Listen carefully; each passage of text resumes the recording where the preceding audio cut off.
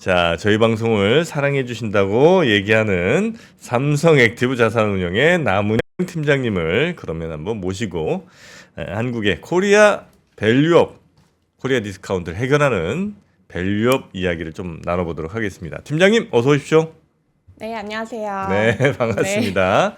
자, 삼성 액티브 자산운용에 현재 계시고요. 주로 이제 하시는 일은 뭡니까 거기선? 네, 전 삼성 액티브 자산에 근무하고 있고요. 배당형 펀드를 운용을 하고 있습니다. 배당형 펀드. 네. 배당형 펀드는 배당 잘 주는 기업들을 모아갖고 그거 사서 이제 주주들하고 이익을 나누는 그런 건가요? 그렇죠. 근데 저희는 고배당 펀드처럼 운용을 하고 있지는 않고요. 네. 전반적으로 주주 환원을 어떻게 하고 있는가 음. 그렇게 보고 있습니다. 그렇게 고배당 펀드 같은 경우에는 그냥 나오는 진짜 퀀트적으로 뭐 네. 배당 수익률이 높은 기업에만 투자를 하거든요. 근데 네. 저희는 배당 성장 스타일로 운용을 하고요. 그래서 주주 환원, 결국엔 자사주 네네네. 매입 소각, 그리고 또 배당 그런 거를 전반적으로 다 보는 거죠. 그래서 뭐 약간 많이 다른 부분이라고 네네네네. 생각하고요. 우리나라에서는 운용하시기가 쉽겠네요. 어떤 부분이 그런 거죠? 그렇게 하는 회사가 몇 개 없잖아요. 고르기가 어렵지 않을 것 같은데. 그렇죠. 그래서 전 차별화된다고 생각을 하고 있고요. 네네. 그렇게 할 경우에는 뭐 주가 수익률이나 배당 수익률 둘 다 가져갈 수 있기 때문에 네. 네, 좋다 보고 있습니다. 알겠습니다. 네. 자, 그러면 이제 우리나라가 지금 뭐 정부도 강력한 의지를 계속해서 이제 표명하고 있고 우리 주주들도 지금 코리아 디스카운트 좀 해결하자는 목소리가 굉장히 커지고 있잖아요. 네. 여기에 이제 기업들이 좀 바뀌어야 되는데 어떻게 지금 뭐 가고 있는지 혹은 뭐 어떻게 해야 될 것 같은지 그런 이야기를 좀 해주시면 좋겠습니다. 네, 뭐부터 좀 우리 살펴보면 좋을까요? 네, 제가 쭉 정리를 했는데요. 네. 지금 말씀드리는 이 순간에도 계속해서 변화가 일어나고 있습니다. 그래서 어제 첫 자문단 회의가 있었거든요. 첫 자문단 회의에서 또 네. 그 가이드라인 일정이 수정이 되었어요. 그래서 계속 열심히 금융당국, 정책당국 관계자분들이 일을 하고 계시다. 긍정적이다. 의지가 보인다. 이렇게 볼 수가 있고요. 수정이면 보통은 미뤄지는 거 아니에요? 보통 미뤄지죠. 근데 당겨졌습니다. 그래요? 네. 그래서 저희 2차 회의가 5월, 그리고 구체적인 가이드라인이 결정이 되는 게 6월이었는데요. 네. 5월로 그래요? 앞당겨졌거든요. 네. 그 부분에 대해서 이제 지원 방안 간략하게 정리를 하고 네. 뭐 말씀을 드리도록 하겠는데요. 네. 일단 26일에 저희 그 기업 밸류업 지원 방안이 나왔죠. 근데 기억을 해보시면 긍정론보다 부정론이 앞섰죠. 네. 저 확실히 되겠냐 뭐. 네, 그렇죠. 그래서 그래도 긍정과 부정을 좀 나눠서 생각을 해보자 하면은 네. 긍정적인 부분이 없지는 않았어요. 예. 네, 로드맵을 구체화하였고 또 뭐 자문단 구성 12명으로 구성이 돼 있는데 어제 한 회의고요. 그래서 자문단 구성, 뭐 거래소 전담 부서 신설을 하면서 네. 체계를 마련을 한 거죠. 그리고 보도자료에 있던 내용인데 중장기 과제로 추진하겠다. 네. 이런 의지를 확실히 보여주었다고 생각을 하고 있고요. 음. 그런데 부정적인 부분이 좀 더 언론에 부각이 되었던 것 같아요. 네. 보시면은 페널티가 없었다. 이 부분이 가장 많이 나왔던 언론 안에도 보도고. 뭐 기업들을 강제할 방법이 없다. 그렇죠. 네. 그래서 왜 주가를 올리냐? 우린 총수기업 네. 지분율이 높은데 네. 그래서 페널티가 없다는 부분이 가장 많이 나왔고 인센티브를 주겠다고 했지만 인센티브 또한 모호했습니다. 네. 이게 오른쪽 하단의 그림에서 나와 있는데 다양한 세제 지원 방안을 마련하겠다. 이렇게 모호하게 나온 거죠. 네. 네. 그래서 뭐 그리고 이름 같은 경우에도 밸류업 프로그램에서 네. 아시는 분들은 뭐 알아채셨겠지만 지원 방안으로 바뀌었어요. 밸류업 지원 방향? 네, 지원 방안. 이거는 페널티보다는 인센티브 위주로 하겠다. 당근도 간다. 네, 뭔가 약간 부정적인 방향이 아닌가 이렇게 생각을 하셨던 거죠. 네. 네, 그 다음 보실게요. 근데 정책이 나오고 나서도 외국인이 뭐 코스피, 밸류업 수혜주를 사고 있어요. 그리고 주가가 오르는 걸 보실 수가 있어요. 이게 왜 그러냐 궁금한 분들 있으셨을 것 같아요. 그래서 언론 보도 어떻게 진행되냐 이거를 준비를 했는데요. 26일에 지원 방안 나오고 바로 28일에 이복형 금감원장님께서 저희가 원하는 페널티를 언급을 해주셨어요. 네. 주주환원 충족 못하면 거래소 퇴출하겠다. 네네. 페널티를 언급을 해주셨고 그 다음에 또 이제 열심히 일하시는 거죠. 3월 4일에 그 이제 거래소에서 밸류업도 당근과 채찍 투트랙으로 간다. 이 얘기를 하셨어요. 이 얘기는 뭐냐면 네. 지금 거래소 퇴출의 요건은 뭐 매출액 미달, 자본 잠식, 또 정기 보고서 제출하지 않는 경우 뭐 이런 것들이 있죠. 근데 여기에 주주환원도 넣을 수도 있다. 음흠. 검토한다. 뭐 이런 거죠. 그리고 저는 이 부분도 좀 중요하다고 생각을 하는데 바로 이제 3월 5일이에요. 5일에 나온 얘기인데 부동산의 국민 자산 기댈 수 없다. 지금까지 정책은 대한민국의 부의 성장은 부동산에서 나왔거든요. 부가 너무 쏠려 있죠. 그렇죠. 네. 근데 부동산으로 이 집중하는 것을 막겠다. 이제 증시를 활성화시켜야 된다. 이 부분이에요. 그래서 저희가 총선 이후에 기대할 수밖에 없는 거죠. 네. 이런 금융 당국의 목소리를 정책 당국의 관계자분들도 듣고 있으시겠다 이런 생각이 들고 그래서 네. 총선 이후에 좀 더 집중을 하고 있고 주가도 그렇게 진행이 되고 있습니다. 네네. 자, 그래서 이렇게 이제 방향 가고 있는데 요게 이제 뭐 어떤 방향 또 어떻게 해야 이게 뭐 성공할 것 같고 또 어떤 구체적인 방안들이 있는지 그거 한번 살짝 좀 정리해 주실까요? 네. 네. 그래서 저는 오늘 이제 뭐 밸류업 프로그램이 어떤 것인지 우리가 얼마나 약간 저평가 받고 있고 어떻게 뭐 기업들이나 정부가 나아가야 할 것인가 이런 부분에 대해서 되게 많은 분들이 얘기를 해주셨던 것 같아요. 네. 소리를 높여야 한다. 음. 근데 저는 좀 더 약간 객관적으로 투자자 관점에서 뭔가 저희 그러면은 이 정책이 이렇게 나온다면 우리 어떻게 투자를 해야 하지? 아, 네, 좀 더 약간 좋습니다. 그런 부분을 네. 우리의 투자 전략. 네, 그렇죠. 네. 그런 부분을 말씀을 드릴 거예요. 그래서 뭐 수혜주가 무엇인가 이런 부분부터 생각을 해봐야 되는 것 같아요. 예. 지금 계속 부각이 되었던 거는 PBR, 그러니까 저평가를 받고 있다. 이 부분을 계속 부각을 시켰던 것 같고, 그래서 저 PBR 주가 먼저 주가가 올랐죠. 음흠. 근데 보시면 그럴만했어요. 네. ROE가 낮죠. 그래서 그 부분에 화살표 표시를 해놨는데 왼쪽인데요. 그래서 한국이 ROE가 많이 낮아요. 그래서 ROE가 낮으니까 디스카운트를 받는 거거든요. 네. 그거를 뭐 이유를 생각해 보자면 우리는 기간 산업 비중이 높아. 그러면 어쩔 수가 없어. 이렇게 탓할 수도 있지만 주주환원을 보자. 말씀을 드리는 거죠. 그래서 오른쪽에서 주주환원을 보시면 기간 산업 비중이 높은 국가, 저희랑 비슷한 국가죠. 뭐 독일이나 일본 같이 보시면 60% 정도 돼요. 근데 한국은 30%밖에 안 돼요. 절반밖에 안 되는 거죠. 이게 연구에서도 나와 있어요. 자본시장 연구원 자료에 보면은 이것도 되게 많이 언급된 자료인데 PBR 영향 요인의 설명력 이런 걸 보면은 네. 가장 큰 요인이 주주환원이다. 이게 그냥 주주환원이 주주에게 돌려준다는 의미만 있는 게 아니라 자본을 효율화할 수 있는 의미가 있는 거죠. 네네네. 네, 이거를 사례를 말씀을 드리면 조금 더 와닿을 것 같아요. 그래서 조금 어렵긴 하지만 교과서를 생각해 보면서 보시면은 ROE를 구성하는 산식이 3가지로 구성이 되어 있습니다. 네. 그래서 수익성, 자산 회전율, 재무 레버리지 이건데 이게 밑에 있는 표에서도 확인을 하실 수가 있어요. 나중에 보시면. 네. 그래서 이 가장 왼쪽 열 수익성, 자산 회전율, 재무 레버리지 이 3가지입니다. 근데 네. 이 3가지 중에서 수익성과 자산 회전율을 올리기 위해서는 아시겠죠? 수익성, 자산 회전율. 그러면 수요가 필요해요. 잘 팔아야만 해요. 네. 근데 잘 팔리지 않는 상황에서는 네. 어떻게 개선시킬 수가 있냐? 재무 레버리지. 그러니까 효율성을 높이면 자본 효율성을 높이면 ROE를 개선시킬 수가 있다는 거죠. 그러니까 ROE라는 게 이제 자기 자본 대비 이익률을 이제 얘기하는 거죠. 그렇죠. 자본 얼마 100원 있는데 이익이 얼마 났느냐. 네. 이거 이제 비율로 따진 건데 네. 요게 이제 ROE를 높이려면 자본을 좀 줄이거나 네. 아니면 이익을 좀 늘리거나 뭐 이렇게 해야 되는데. 그렇죠. 네, 맞습니다. 네, 좋은 정리고요. 그래서 ROE를 높이려면은 네. 그거를 그 말씀해주신 부분을 나눠서 보면 요 3가지인데 수요가 없이도 ROE를 개선시킬 수 있다는 거죠. 네. 근데 한국 기업들은 네. 보시면 여기 그 이제 삼성전자, 현대차를 TSMC와 도요타 비교해 보시면 되는데 네. 수익성과 자산 회전율을 높이는 부분에만 집중을 해왔어요. 음. 그래서 기업별로 비교를 해보면 재무 레버리지가 낮은 걸 보실 수가 있죠.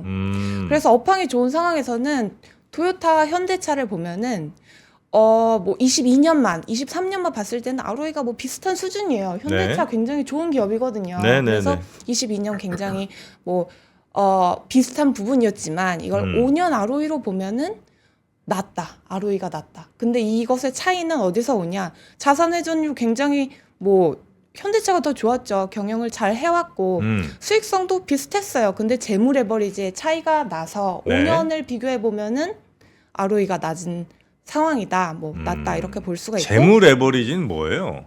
그 자산을 네. 여기저기 막 굴린다는 얘기인가요? 재무 레버리지는 뭐 효율성이죠. 여기 네. 산식이 있는데 총 자본 대비 총 자산이에요. 음. 얼마나 레버리지를 끼는가 약간 이런 건데 재무 레버리지가 재무 레버리지가 높아지는 게 좋은 거고 높아지는 거 차입을 많이 한다는 얘기예요? 차입을 많이 해서 할 수도 있고 근데 총 자본을 효율화시키면은 재무 레버리지가 높아지죠. 총 자본을 효율화시킨다. 총 자본을 효율화시키는 거는 네. 밑에 이제 배당 성향 주주 환원율에서 나오는 거예요. 네. 그러니까 그 이제 부분이- 예를 들어 자기 자본이 한 100억 있는 회사면 그 네. 자기 자본으로 빨리 뭘 투자를 해갖고 한 뭐 70억을 투자를 해갖고 네. 나머지 자기 자본을 한 30억 정도로 만들면 ROE가 높아지는 거니까 네, 그렇게 그렇죠. 이제 가는 방법도 그렇게 있고 가는 방법. 아니면 네. 이제 자사주를 매입을 해갖고 소각을 해버려서 자기 자본을 좀 줄이는 방법도 있고 그렇죠. 네 그런 등등의 방법을 이제 쓸 수 있다는 거죠. 네. 네. 조금 약간 여기서 조금 나간 부분인데 네. 이게 그 자본을 어떻게 효율하냐 이 부분이죠. 그러니까 음. 미국이랑 한국을 좀 더 시계열을 놓고서 네. 현금 흐름을 비교해 봐요. 네. 그러면은 이제 재무 활동 현금 흐름과 투자 활동 현금 흐름이 있죠. 네. 근데 한국 기업들은 계속 투자만 해요. 그리고 재무 활동 현금 흐름은 차입을 갚거나 말씀해주신 차입을 갚거나 자사주 매입해서 뭐 소각, 자사주 매입하거나 유상 감자를 하거나 이런 부분이거든요. 근데 미국 기업들은 재무 활동 현금 흐름 계속 나가고 네. 또 투자 활동 계속 나가서 자본이 되게 약간 효율화되어 있는 거죠. 작아진 거죠. 뭔가 하여튼 계속해서 네, 움직인다는 거죠. 계속 움직이는 거죠. 네. 근데 한국 기업들은 쌓아놓고. 계속 재무 활동 현금으로 계속 위에 있어요. 네. 계속 유입되는 거고 그러면 자본이 커지는 거죠. 아까 말씀드렸다시피 그러면 재무 레버리지가 그 안 좋은 숫자로 지금 나오는 걸 보실 수 있는 거죠. 네, 그래서 ROE 개선을 위해서 네. 자본을 효율화해야 된다. 네. 주주 환원을 해야 된다. 그렇죠, 여기에 그렇죠. 저는 초점을 두고 있습니다. 네, 이건 뭐 많은 분들이 공감하시는 네. 내용일 거고요.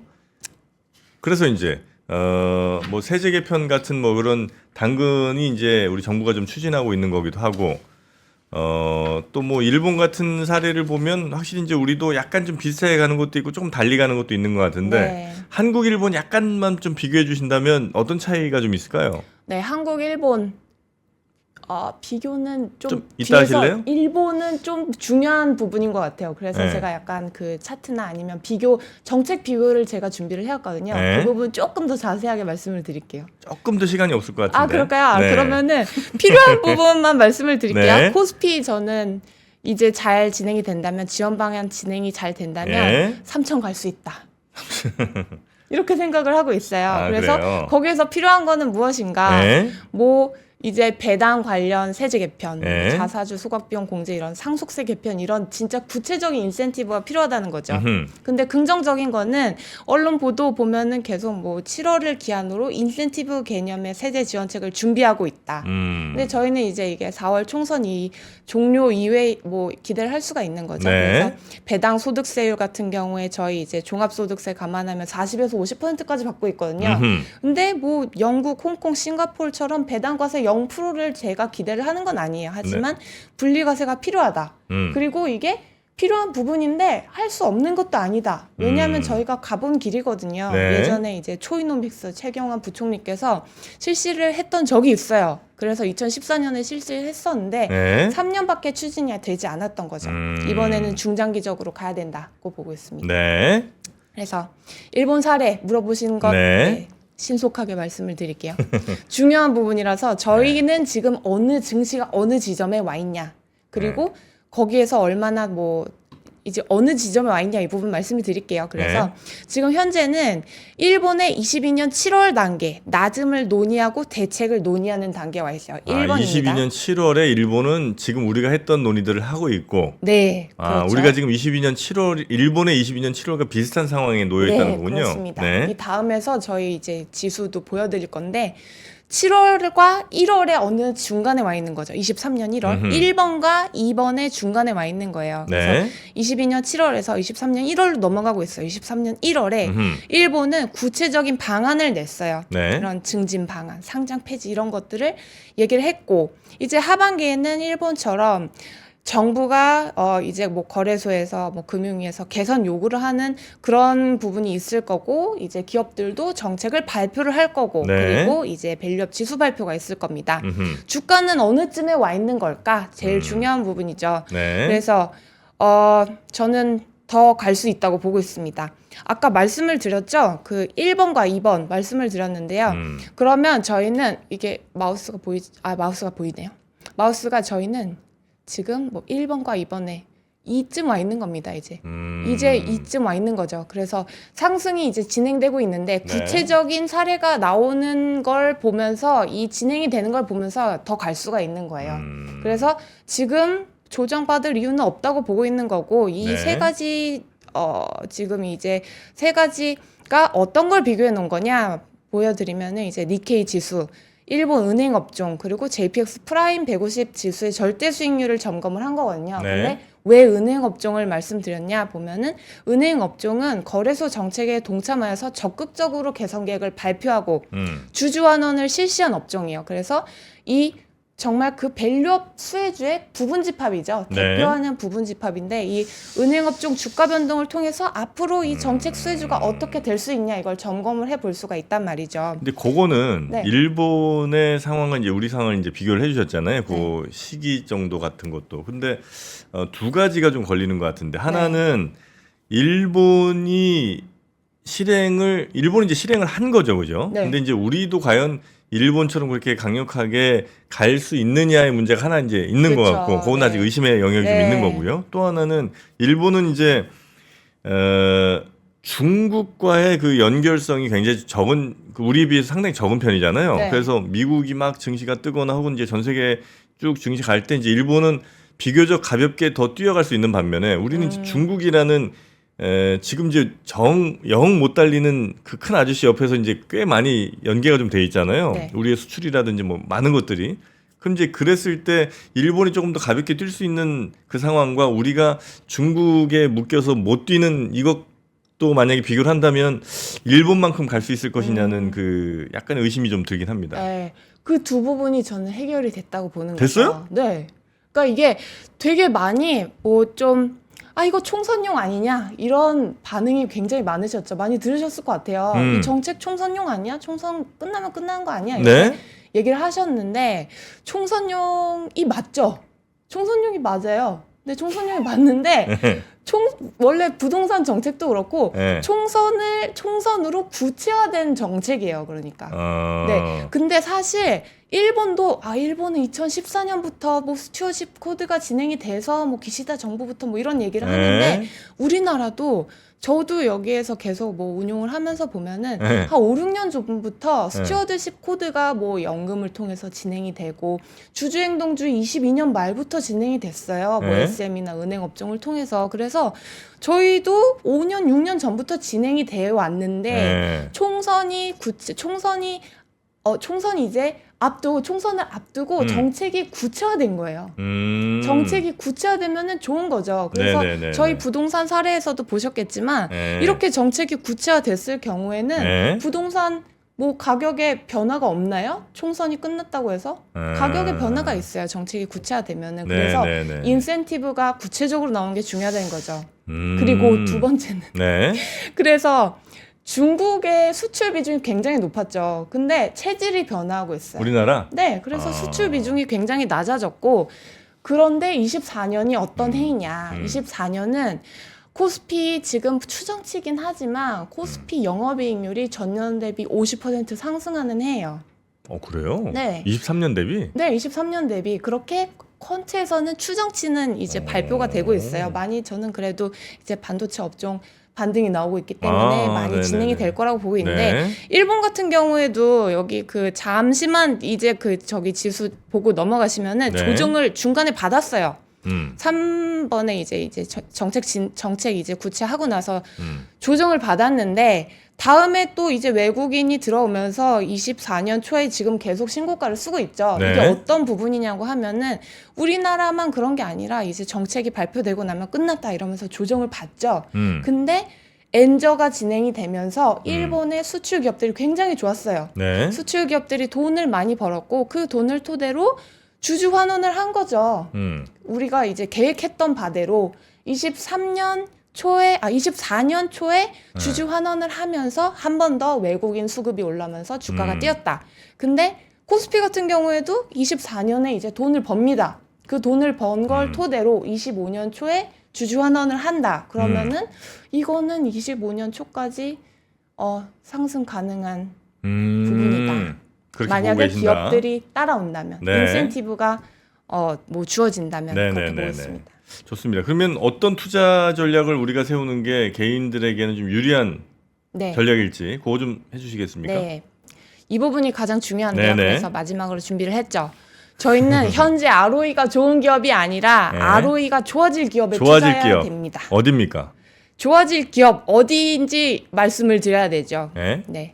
어디인지 말씀드려야 되는데 이게 저희는 ROE가 좋은 기업에 투자하면은 네. 주가는 아시잖아요. 3에서 6개월 선행해서 반영을 하는 거기 때문에 네. 좋은 기업에 투자를 하면 안 돼요. 아까 JPX 프라임 지수의 낮은 주가 수익률에서 보셨겠지만 좋은 좋아질. 기업에 투자하면 안 되고 좋아질 기업에 투자해야 네. 된다는 거죠. 그래서 제가 아까 뭐 기업별로 말씀을 드린 거고 ROE를 구성하는 것이 무엇인가 이런 걸 말씀을 드린 거고 네. 그래서 주주환원의 상향을 위해서는 환원을 하기 위한 능력, 현금 흐름이죠. 현금 흐름 그리고 의지, 배당 수익률 네. 이렇게 두 가지를 봐야 된다고 생각을 해요. 그래서 네. 이 두 가지로 표현을 한 거고 코스피 대비 지금 의지와 현금 흐름이 좋은 기업들은 좋은 업종들은 이 부분에 있다는 지금 거고요. 약간 분홍색으로 이렇게 칸쳐져 있는 네, 이쪽 맞습니다. 아니에요? 예. 그래서 업종을 점검해 보면 은행, 증권, 자동차 여기 뭐 자본재, 뭐 상사 이런 게 자본재가 뭐 지주 이런 업종이거든요. 그래서 네. 이 부분에 있는 거고요.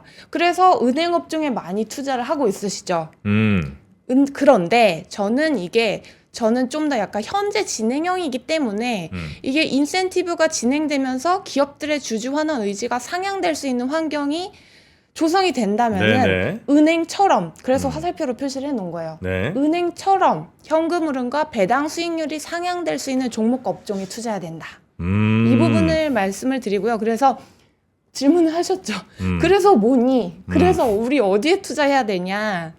이 부분인데요. 그래서 정책 진행 방향을 감안해서 운용 전략을 어떻게 해야 되냐? 예시입니다. 예시인데 우리가 이런 식으로 생각해야 된다. 이 부분이죠. 그래서 이 가로 부분이 현금 흐름이고요. 네. 이 세로 부분이 주주 환원입니다. 네.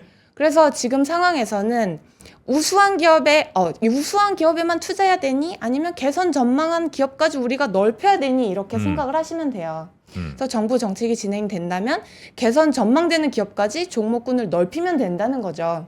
예시입니다. 종목 예시고요. 그래서 지금 현재는 페널티 없이 인센티브만으로 정부 정책을 약하게 진행한다. 이 상황에서는 현금 흐름과 주주 환원이 우수한 종목 위주로 가져가되 네. 주주 환원에 대한 의지가 있는데 현금 흐름이 개선돼. 내가 되게 약간 뭐 제품을 잘 팔고 배당이 많이 들어와. SK 스퀘어처럼 뭐 한국전력 뭐 원가가 내려가 이러면서 이제 업황이 개선되면 바로 주주 환원을 할 수 있는 기업 이런 기업들에 투자를 해야 되는 것이 적합하다는 거죠. 1, 2번에. 근데 화살표 이제 3, 4번으로 이제 옮겨내야 되는 구간은 총선 이후에 세제 혜택이 개선된다. 이런 기대감이 만약에 확대가 되잖아요. 그러면은 기업들이 경영에 있어서 되게 도움이 되네? 이 인센티브가 도움이 되네? 그렇게 되면은 주주 환원 의지가 생길 수가 있어요. 네네네. 그러면은 이제 주주 환원이 개선 전망되는 기업으로 이 종목군을 넓혀야만 하는 거죠. 그렇게 해야지 업사이드가 클 수 있다고 생각을 하고요. 네네네. 주주 환원 개선 전망되는 이 구간에서는 바로 현금 흐름이 우수한 기업들은 어차피 나 지금 돈 잘 벌고 내가 현금이 마련이 되어 있어. 그러면은 경영에 도움이 되니까 주주 환원 바로 개선시킬게. 해서 삼성 SDS는 뭐 하나 이런 기업들을 예시로 들어놨는데 이런 기업군들을 우선적으로 투자를 해야 되고 네. 근데 이게 계속 정책적으로 기대가 된다. 뭐 25년 1월까지 힘을 받는다. 네, 힘을 받는다. 그러면은 이제 25년 연초에 또 주주 환원할 수 있는 기업들 우리가 전혀 지금은 우수 기업으로 생각을 하지 않는데 이런 기업들이 배당이나 아니면 뭐 주가 업사이드에 있어서는 되게 좀 더 상승 여력이 클 수가 있어요. 그래서 이 4번까지 넓히는 네네. 것이 투자 순서를 중장기적인 1, 2, 3, 4 요 정도 이제 기간을 좀 두면서 네. 어쨌든 가장 좋은 시기에 잘 투자하는 게 뭐 수익률을 가장 높이는 방법이기 때문에 지금 같은 경우는 현대차나 하나금융주주가 좀 많이 오른 상태고 네, 이미 그렇죠. 그 다음 스텝을 생각하자면 이건 예를 드는 겁니다. 네. SK스퀘어나 뭐 한국전력 혹은 한화나 삼성 SDS 요 정도 이제 총선지나 약간 요 정도 생각하다가 계속 분위기 이어진다 치면 LG화학이나 LS 정도로 투자를 좀 확대하는 방법. 맞습니다. 이런 것들이 좀 주요한 전략일 수 네, 있겠다. 그렇습니다. 알겠습니다. 네. 어때요? 네. 어때 오늘 처음 출연하시잖아요. 아, 네, 괜찮았어요? 뭐 처음 출연을 했는데 네. 제가 그래도 말씀드리고 싶었던 부분은 많이 말씀을 드렸던 것 그렇습니까? 같고요. 네. 네, 저는 계속해서 약간 모멘텀도 이어지고 네, 그게 모멘텀뿐만이 아니라 계속 네. 약간 좀 이런 기업 체력이 바뀌고 정보도 이렇게 강하게 끌어주시고 네, 네, 네. 그런 부분이 있을 것 같다고 생각하고 있어서 네. 좀 더 중장기적으로 지켜볼 수 있다고 보고 있습니다. 알겠습니다. 자, 이 밸류업 관련해서 여전히 관심이 좀 많으니까요. 뭐 조만간 한 번 더 나오셔서 그때는 조금 더 긴 시간 동안 차분차분 우리 시청자분들께 설명할 시간 한번 좀 더 드리도록 하겠습니다. 네. 오늘 너무 고생 많으셨고요. 삼성 맞죠?